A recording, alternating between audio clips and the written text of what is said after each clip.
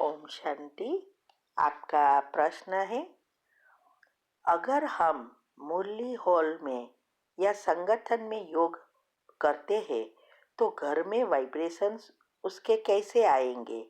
कल इसके बारे में एक बहन पूछ रही थी कि वाइब्रेशंस घर में चाहिए तो घर में योग करना जरूरी है। अभी अभी 2 दिन से ही जीजीआरसी में रहने के लिए आए हैं। उत्तर है, देखो, सेंटर पर या मुरली हॉल में योग करने से बहुत फायदा है, उसमें भी संगठन में तो वो भी डबल फायदा हो जाता है, क्योंकि वहाँ का वाइब्रेशंस बहुत अच्छे होते हैं, क्योंकि बहुत सारे योग करते हैं, उसकी फ्रीक्वेंसी हाई होती है, तो उसका भी हमें लाभ मिलता है। जब हम संगठन में करते हैं तो एक ऐसी एनर्जी का रास्ता बनता है जो घट्ट और क्लियर होता है। इससे कनेक्शन नेचुरल जल्दी होता है। तो ये जैसे हमने कई वीडियोस में बताया है कि ये एक एनर्जी का भी एक सारा विश्व दुनिया की तरह है। जैसे स्थूल चीज में माना स्थूल जमीन है, वैसे एनर्जी की भी जमीन है। और इसमें जैसे हम उदाहरण देते हैं कि हम ऐसी एक खेत है या ऐसा रास्ता है जहाँ घास फूस बहुत निकला है, चलने का भी रास्ता नहीं है, लेकिन अगर उस जगह से हम रोज आना जाना शुरू करें तो वो जगह पर कभी भी घास नहीं उगेगा और ये रास्ता क्लियर होता जाएगा। तो एक जन चले तो बहुत समय लगेगा, लेकिन बहुत सारे आना जाना करते हैं तो ये रास्ता बड़ा और क्लियर हो जाता है। फिर वहाँ घास फूस निकलेगा ही नहीं और आप अच्छी रीति उस पाठ पर चल सकेंगे। ऐसे ही ये एनर्जी का भी सारा एक जमीन की तरह है। अभी सारी विश्व नेगेटिव एनर्जी से भरपूर है, इसीलिए हम परमात्मा से कनेक्ट नहीं हो सकते हैं। तो जब हम एक समय पर एक साथ सभी योग करते हैं तो ये हमारे और परमात्मा के बीच का जो रास्ता है वो एकदम क्लियर होता है और बड़ा घट होता जाता है। तो उस समय कनेक्शन भी इजी होता है। कई आत्माएं उसमें कच्ची है, कई आत्माएं पक्की है, तो ये पक्की आत्माओं की मदद भी उसके असर होती है तो हेल्प मिलती है। इसीलिए हमने दिनचर्या मनचर्या ग्रुप में एक ही गुण और एक ही समय पर करने को कहा है। इसका कारण मैंने हर दफा समझाया कि यही है कि जब हम एक ही गुण लेते हैं और सभी एक साथ करते हैं तो सारे ग्रुप में जो भी है 2-3 हजार सब एक साथ करेंगे योग, तो उसकी असर और इसकी मदद सबको एक मिलेगी। एक दूसरे का खाता भी अच्छा बनेगा, पुण्य भी बनेगा, हमारा और परमात्मा के बीच के रास्ता भी अच्छा बनेगा। तो बहुत सारे फायदे हैं संगठन के योग में।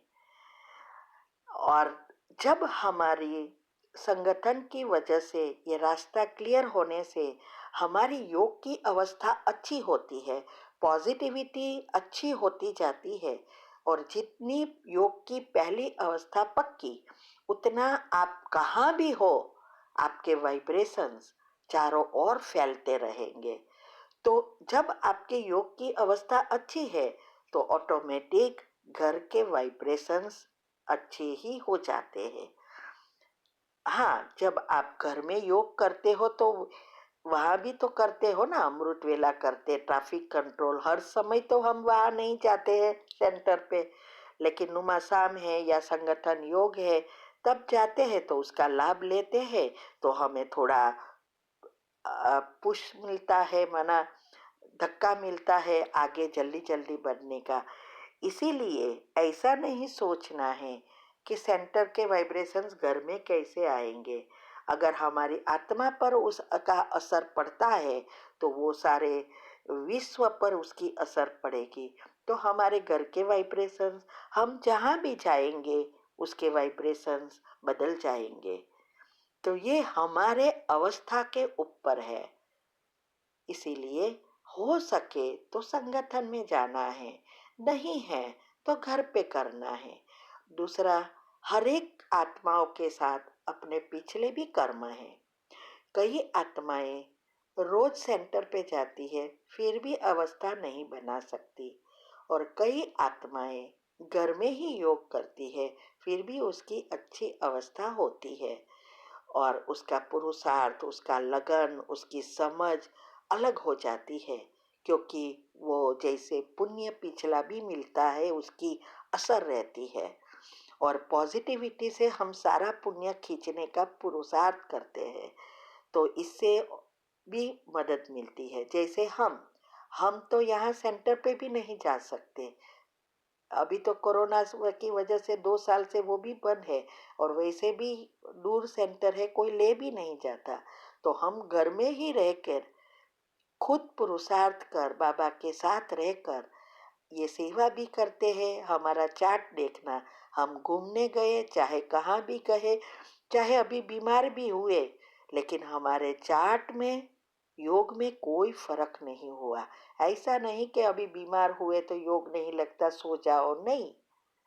तो ये है पुरुषार्थ।